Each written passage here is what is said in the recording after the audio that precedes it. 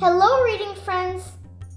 I'm going to read to you all Ganeshas Sweet Tooth, a book by Sanjay Patel and Emily Haynes.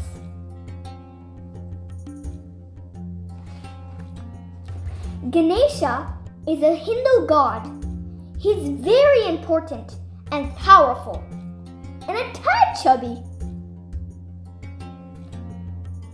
But when he was a kid, he was just like any other kid, except that he had an elephant's head and cruised around on a magical mouse, collecting fruits, rice, sweets, and other gifts from the temples in his neighborhood.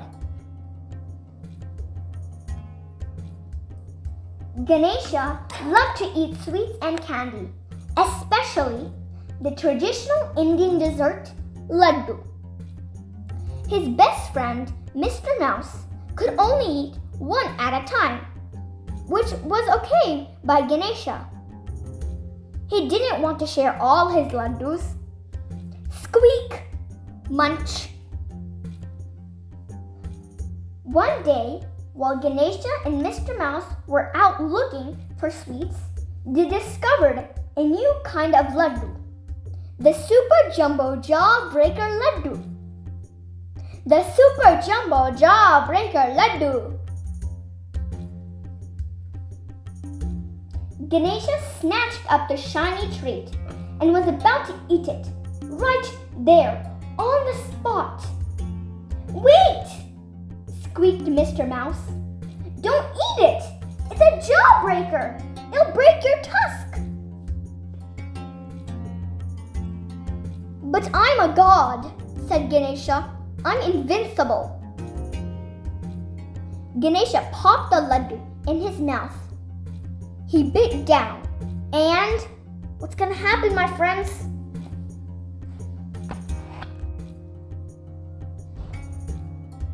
Snap! Squeak! Oh no! Mr. Mouse yelled. How will I ever put my tusk back on? Ganesha wailed. Ganesha was very clever and tried all sorts of ideas. What if I tie it on with string? What if I stick it on with glue? Maybe I could just hold it with my hand? But nothing worked.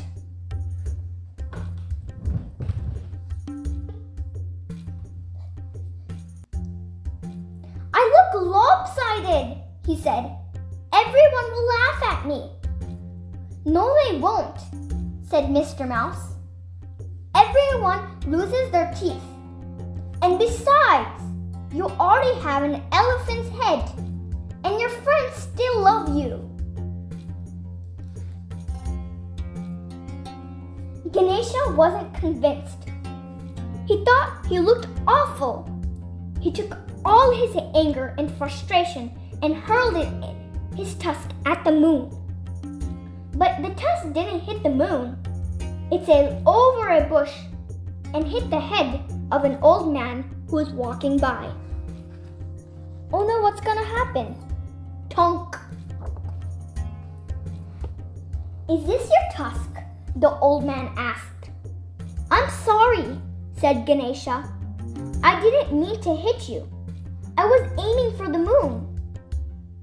What is your name? I'm Ganesha, and this is Mr. Mouse. You're Ganesha? The old man exclaimed. I've been looking for you. I'm Vyasa, the poet, and I need a special scribe for a poem. It's so long that no man could ever write the whole thing. All the pens in the world would break before it was done. I'm not a man, said Ganesha, and I love stories, but I don't have anything to write with. What about your tusk? Vyasa asked. That's just a big tooth, Ganesha said. It's a very special tooth, Vyasa explained, handing Ganesha a piece of paper. Give it a try. Ganesha took the paper and pressed it down with the tip of his tusk. It made a mark. Ganesha was so excited that he drew a flower and a tree and a picture of Mr. Mouse along with a few of his other favorite things. "I love my tusk," said Ganesha. "I'd be happy to help you. What is the story about?" "The beginning of things," said Vyasa. "It's rather hard to sum up. It's called the Mahabharata." "Excuse me," said Mr. Mouse, jumping on the end of Ganesha's trunk. "I don't mean to interrupt, but what is exactly the terms of this agreement? It's a very long poem after all. Can you tell us the whole thing in one go, Vyasa? No stopping." "As long as Ganesha understands the meanings of everything I say." "Can I eat sweets while I write?" asked Ganesha. "As long as you don't stop writing," said Vyasa. Ganesha and Mr. Mouse agreed. "Let's begin."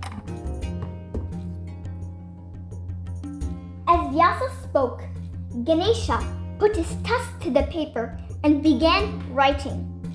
Soon, he forgot all about the super jumbo Jawbreaker laddoo and how funny he looked. He even forgot about the sweets he wanted to eat. "Long ago," Vyasa said, "there lived a brave king of Hastinapur. One day, when he was out hunting, he happened upon a beautiful woman sitting on the banks of Ganga River.